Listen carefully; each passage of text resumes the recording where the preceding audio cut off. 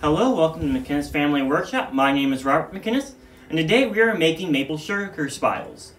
So a spile is a piece of wood that is hollowed out, and it will help us to direct the flow from our tap of the tree, and it's going to allow that sap to flow out of the tree and into our bucket for collection. So here's an oversized spile. We could technically use it. It's a little bit too big to use in the tree, but it gives you an idea of what we are making a little bit better. So the actual process of collecting sap for the use of sugar was invented by the Native Americans. For many years, how they used to tap trees is they would cut a V-shaped gouge into the tree, and they'd put a wedge at the bottom of that tree, and the sap will flow down the grooves and out onto that wedge and onto their containers. Usually it was a hollowed out log, some birch bark container. They had a few other things as well. And they taught settlers how to collect sap in this very same way when settlers first came to North America. And the settlers did the same method for about 100 years. About 70, 90, settlers kind of got the ideas like, well, maybe cutting a V into the tree isn't best for the health of the tree.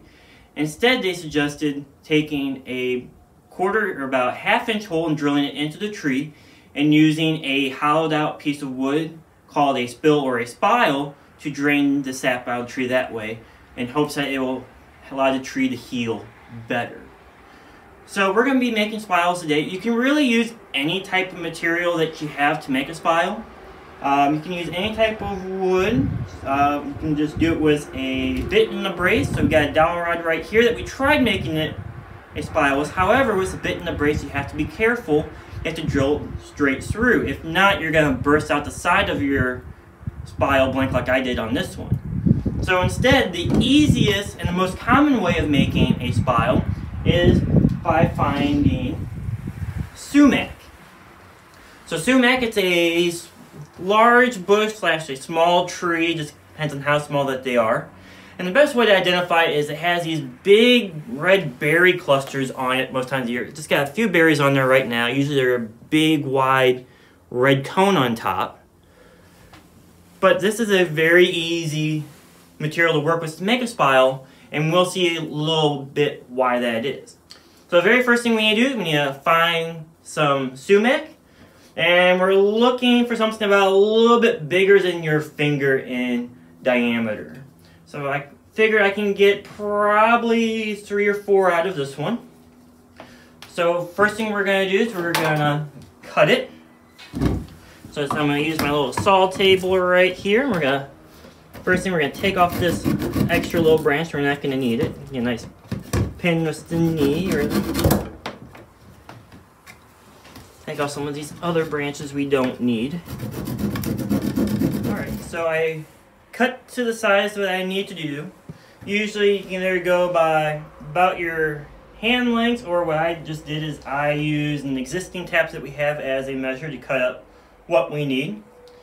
So first thing you can do is to remove the bark off of it. You don't have to. You can either do that by using just a plain old knife, or you can do it on our shaving horse over here. So whatever you prefer to do. And the next thing that we need to do is to hollow it out. Now the thing with sumac is that it has a very soft center on it. And all we need to do is we need to take a piece of wire that we have lying around, and all we gotta do is simply just kind of poke out that center.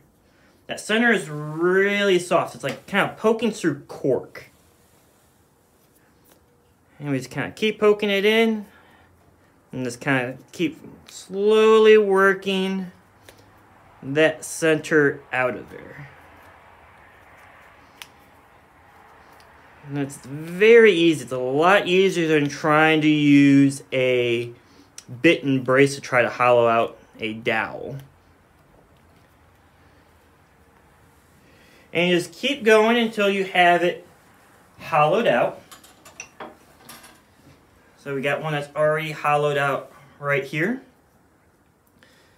So you could just go with this and use it as a spile this way. what we like to do is we like to taper one end of it, and then the other end we like to cut a slot into it. Kind of like this one right here. And now this allows us to monitor the tap flow a little bit easier. It's not all concealed. You have it open up and you can actually see if it's still flowing, how much is flowing, and what other information we need. So what we're going to do is we're going to take this to the shaving horse. We're going to kind of look at it and see if there's a natural curve to it. If there is, we kind of want to make sure that it's going to be curving down to flow the sap out. We're also going to add some leather to the end of it. It's going to help us to grip our shaving horse. Gotta be careful though because it is hollow. Putting too much pressure is going to cause it to crack. I think I just cracked this one. Maybe not. And all we gotta do now is take the draw knife and we're going to take little chunks out. And eventually it's going to expose our hollow area.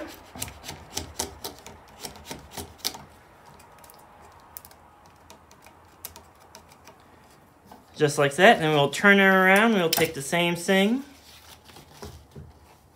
and we'll use the draw knife, and we'll make a little bit of a taper. And this taper is going to help us to get it in the tree a little bit easier. And we'll just keep going around until it's tapered off. If we want to, we can take our little shaver right here, and we can shave it down a little bit more to make it a little bit more smooth.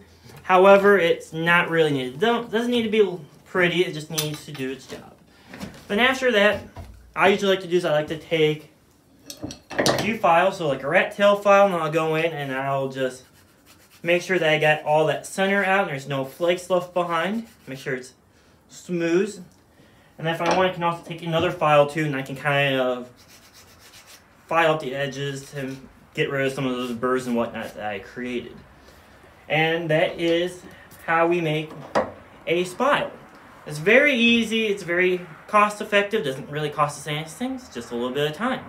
So we'll see you next time on the farm where we're actually going to be tapping.